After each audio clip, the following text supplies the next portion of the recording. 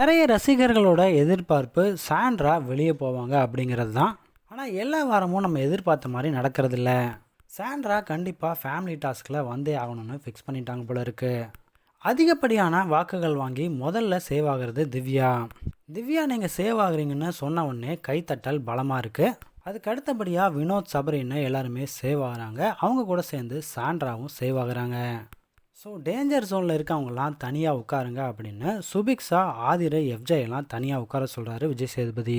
இவங்களில் யார் வெளியே போவாங்க அப்படின்னு போட்டியாளர்கள் நிறைய பேர்கிட்ட கேட்கும்போது அவங்க எல்லாருமே சொல்கிறது சுபிக்ஷாவை தான். இன்னும் கொஞ்சம் பேர் ஆதிரன்னு சொல்லியிருக்காங்க. ஸோ ரசிகர்கள் எதிர்பார்த்த சாண்ட்ரா வெளியே போகலை. இந்த 3 பேரில் யார் வெளியே போவாங்க அப்படிங்கிற உங்களோட கருத்துக்களை கமெண்ட்ஸ் பாக்ஸில் ஷேர் பண்ணுங்கள். ஓட்டிங் லிஸ்ட் படி பார்த்தோன்னா சுபிக்ஷா தான் லாஸ்ட்டில் இருக்காங்க. அதுக்கு அடுத்தபடியாக ஆதிரை இருக்காங்க. கடைசி நிமிட ஓட்டுகள் எப்படி மாறும்னு தெரியல, பொறுத்திருந்து பார்க்கலாம்.